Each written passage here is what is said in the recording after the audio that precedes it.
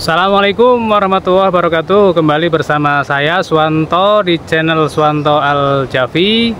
Masih membahas putaran dengan gangguan asam lambung, GERD, anxiety, psikosomatis. Nah teman-teman, pada kesempatan kali ini saya akan membahas ya terkait dengan berbagai sensasi, dan sensasi yang paling lama itu sensasi apa. Nah, sepengalaman saya, sensasi yang paling lama itu adalah pusing, keliengan, kayak migrain, kepala kayak penuh ya, tegang di leher ya, kemudian kayak ada yang berjalan di kepala ya, terus ada rasa celekit-cekit di kepala. Pokoknya berbagai macam sensasi yang ada di kepala itu yang menurut saya itu paling lama ya. Saya mengalami itu bertahun-tahun ya untuk yang sensasi di kepala dan di leher tersebut. Nah, bagaimana cara mengatasinya, cara solusinya? Nah, simak video ini baik-baik ya teman-teman ya, jangan di skip ya. Kenapa? Supaya teman-teman itu paham, sehingga teman-teman itu bisa menangani gangguan asam lambung, GERD, anxiety, psikosomatis ini dengan mudah. Karena gangguan asam lambung, GERD, anxiety, psikosomatis itu memang gangguan yang tidak berbahaya ya, mudah ditangani asalkan kita tahu penyebabnya dan tahu cara mengatasinya. Nah, cara mengatasinya bagaimana? Simak video ini baik-baik. Nah, sebelum saya melanjutkan ya, perlu saya sampaikan ya teman-teman ya, bahwa saya ini bukan seorang dokter, bukan seorang psikolog, bukan seorang psikiater ya, juga bukan seorang terapis, juga bukan seorang paranormal, apalagi seorang dukun, bukan ya. Saya hanya orang biasa yang dulu pernah mengalami gangguan asam lambung, GERD, anxiety, psikosomatis selama kurang lebih hampir 5 tahun, dan alhamdulillah bisa sembuh total tanpa obat, tanpa herbal, tanpa vitamin buatan ya. Sembuhnya sembuh karena alamiah, hanya menjaga pola makan, menjaga pola pikir, dan menjaga pola hidup. 3 hal itu adalah kunci dari kesembuhan dari penyakit asam lambung, GERD, anxiety, psikosomatis. Itu sepengalaman saya.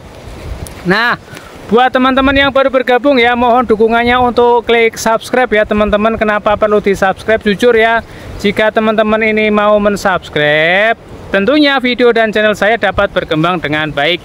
Jika channel saya dapat berkembang dengan baik, tentunya menambah semangat tersendiri ya buat saya untuk selalu men-share informasi ya, berbagi pengalaman terkait dengan gangguan asam lambung, GERD, anxiety, psikosomatis, dan ribuan sensasinya serta cara penanganannya. Nah, buat teman-teman yang belum sembuh ya, saya doakan mudah-mudahan teman-teman segera sembuh ya, dapat beraktivitas seperti mana dahulu sebelum terkena gangguan asam lambung, GERD, anxiety, psikosomatis. Nah, teman-teman semuanya, jadi pengalaman saya hampir 5 tahun terkena asam lambung, GERD, anxiety, psikosomatis. Sensasi yang paling lama itu adalah sensasi sakit kepala ya. Sakit kepalanya itu tidak hanya pusing saja ya, tapi di situ ada rasa keliengan, kayak orang mau pingsan, kemudian kepala ini kadang penuh, di leher ini tegang. Itu terjadi selama 24 jam dan bertahun-tahun ya, tidak hanya sehari 2 hari tapi bertahun-tahun ya. Nah, teman-teman bisa bayangin sendiri, bertahun-tahun kepalanya sakit, dan sakitnya itu bermacam-macam sampai yang paling parah ya, mata terpejam pun ya, bumi itu terasa seperti muter ya, seperti bergoyang ya, seperti apa ya, diputer-puter ya. Jadi itu sepengalaman saya. Jadi pas parah-parahnya itu ya, walaupun matanya biasanya kan orang apa, buminya bergoyang, kalau matanya terpejam itu kan biasanya kita sensasi goyang-goyangnya itu kan hilang ya. Tetapi saya pernah mengalami, walaupun matanya sudah saya pejamkan, tetap terasa seperti diputer-puter ini badannya ini ya. Itu pengalaman saya, sehingga ya betul-betul ya, kalau keingat memang tidak ingin terjadi kembali. Nah, buat teman-teman jangan khawatir ya, semua keluhan yang ada di kepala, termasuk di pendengaran yang mendenging, mata yang buram, kemudian ini di di leher belakang ini ya, tegang, leher ini samping ini keras ya.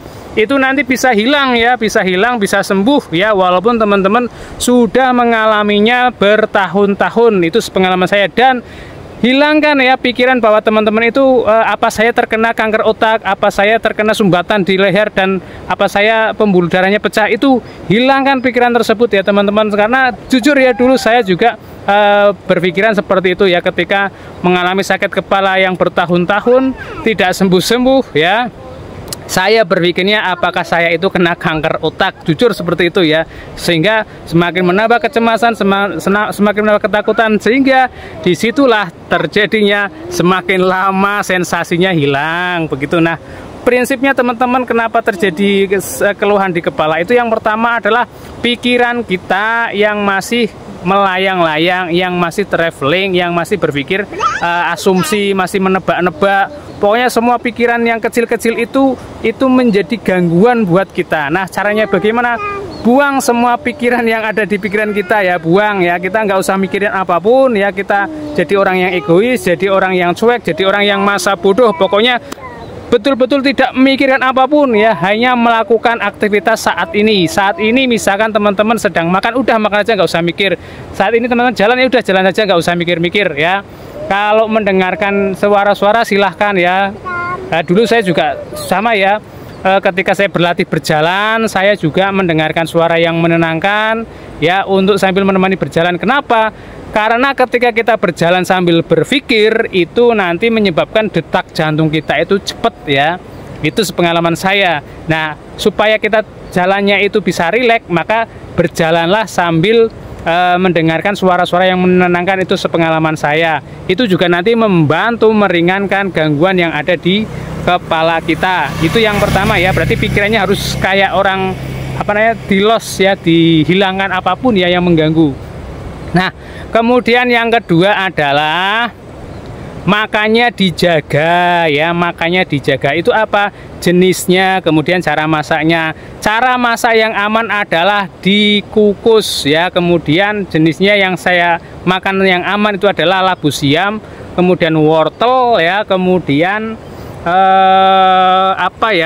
pepaya ya. Kalau pepaya matang nggak usah direbus ya. Kemudian tahu rebus dan telur ayam kampung rebus. Itu sepengalaman saya. Sehingga teman-teman kalau ingin mencoba makanan yang lain, makanlah sedikit dulu. Nanti kalau tidak ada reaksi, tidak ada sensasi, silakan dilanjutkan makan. Tapi kalau ada sensasi atau ada keluhan, ya jangan diteruskan makannya ya, selama masih proses penyembuhan. Itu sepengalaman saya. Yang ketiga adalah minum air putih hangat ya, minimal